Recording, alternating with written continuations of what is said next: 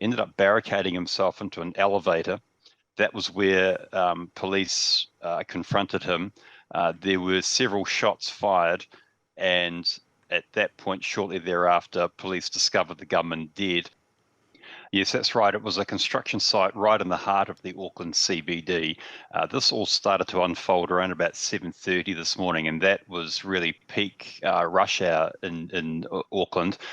Caused widespread disruption across the greater Auckland regional transport network. The area where this happened is a bit of a transport hub, so you had ferries cancelled, you had buses diverted, and that sort of thing.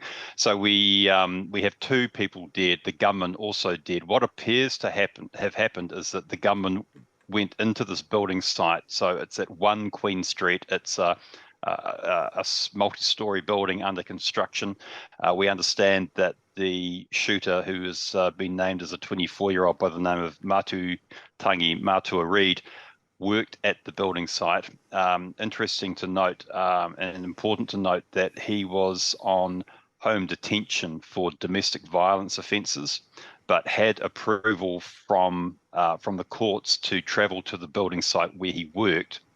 So he went into the building. We understand that two people were killed on the lower levels, and then he made his way up and ended up on, we think, the 14th or 15th floor of the building, where he ended up barricading himself into an elevator.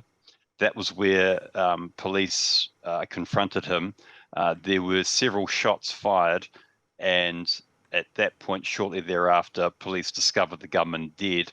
Important to note that it's not clear at this stage if the gunshots were that killed him were self-inflicted or whether they came from police.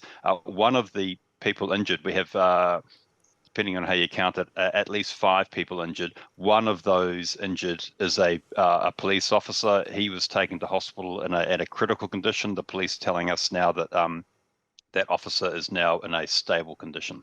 And do we know about the people who died? Are they former colleagues or colleagues of this man?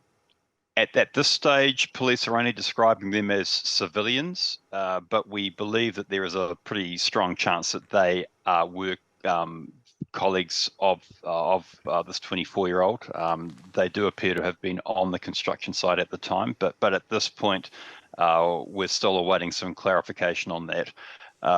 What we do know, and what the Prime Minister was very quick to point out at a news briefing that happened just a few hours after the incident, was that there was no, in his words, political or ideological motivation for what happened in the Auckland CBD this morning.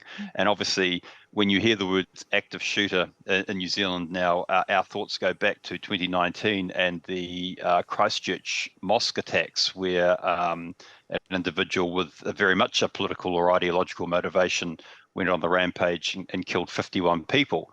Now, police and the Prime Minister very quick today to point out that that was not the case in this particular instance. But of course, it does happen as the eyes of the world were on New Zealand with the start of the Women's Football World Cup.